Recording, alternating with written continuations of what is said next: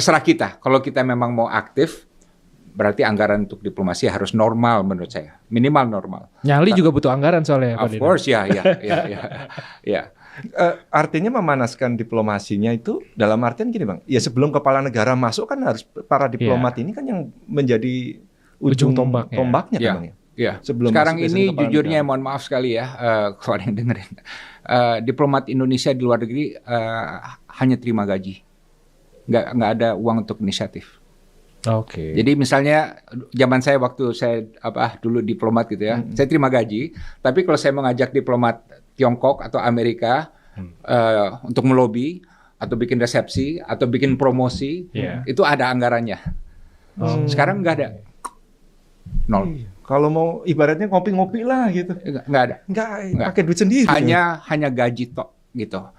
Mohon maaf ya, dan ini makanya saya mendukung sekali kalau anggaran diplomasi itu diperhatikan. Ini bukan masalah foya-foya, ini masalah keperluan operasional yang sepatutnya gitu ya.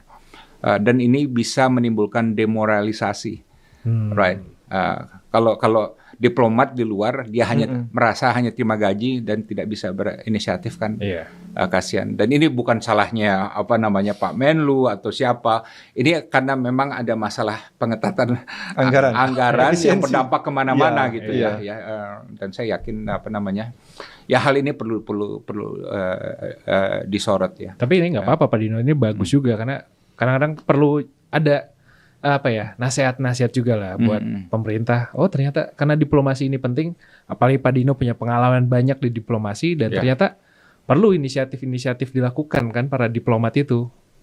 Bagaimana kita mau jadi negara besar gitu kan? Ya, sebagai contoh aja kita bilang mau investasi, kunci dari 8% kan investasi, dan ekspor gitu ya. Sekarang ini karena anggaran sudah sebanyak mungkin dipotong, tidak ada anggaran promosi lagi. Bisa nggak bayangkan Indonesia, KBRI kita di luar tidak ada anggaran untuk promosi ya? Ya kan? Iya, padahal target pertumbuhan 8% itu salah satunya harus dari luar. Iya. Padahal peran diplomasinya di sana kan nggak hanya sekedar ngomongin politik, benar. Ekonomi masuk di situ kan. Iya.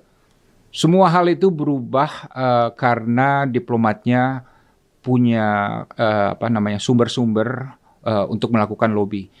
Coba lihat bapaknya Pak Prabowo Sumitro. Bapaknya Prabowo itu ternyata pernah di Washington DC, di KBRI Washington DC. Ya kan? Nah, bapaknya Pak Prabowo itu, Pak Sumitro itu yang dulu pernah marahin Amerika Serikat, pemerintah Amerika Serikat karena mendukung Belanda waktu itu yang melakukan aksi militer ya di Indonesia ya.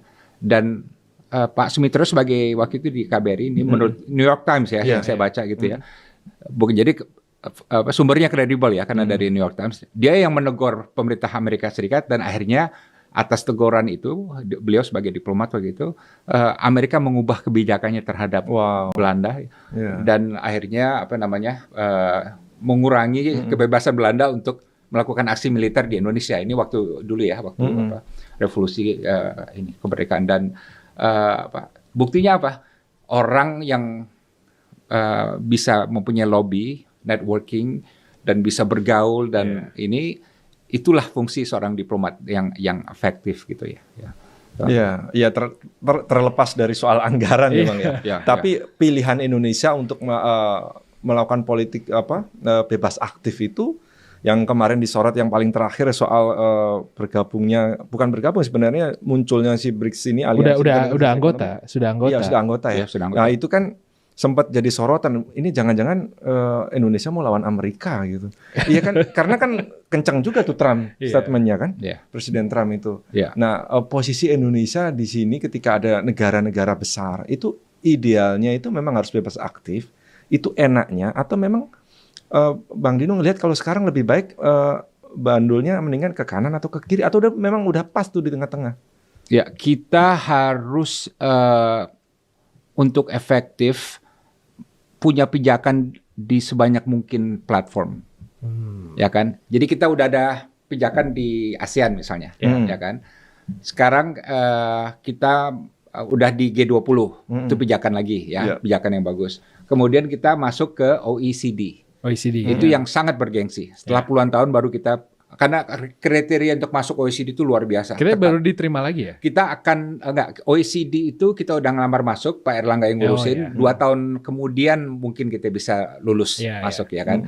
Kemudian kita juga masuk CPTPP, ini perjanjian perdagangan bebas yang ada Amerika tadinya masuk terus keluar. Ada Singapurnya, ada Australia, New Zealand, Jepang dan lain sebagainya. Kita keluar tadinya, Pak Jokowi tadinya mau masuk tapi ragu, akhirnya sekarang kita mau masuk, ya kan?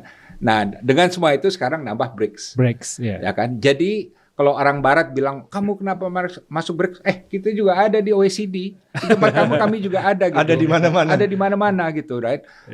Dan kamu nggak bisa membuat saya memusuhi musuh-musuh kamu, ya kan mereka punya gitu, mereka nggak suka sama Tiongkok, mereka mau kita anti Tiongkok misalnya, kan nggak mungkin. Kita kan ada kepentingan nasional sendiri. Tapi kadang dalam obrolan diplomasi itu keluar, Bang.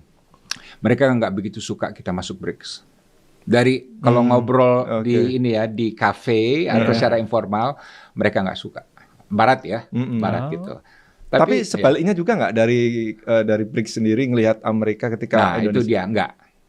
Jadi kita nggak pernah ditegur BRICS kenapa kita masuk OECD, nggak pernah ada yang ngerecokin gitu, ya kan? Nah, Tiongkok juga bagusnya gitu dia. Dia apa? Mungkin dia nggak suka, saya nggak tahu ya. Tapi dia nggak bilang ke kita, kamu nggak boleh masuk sana gitu, ya kan? Karena dia tahu, kalaupun dia minta kita itu, kita akan cuekin dia.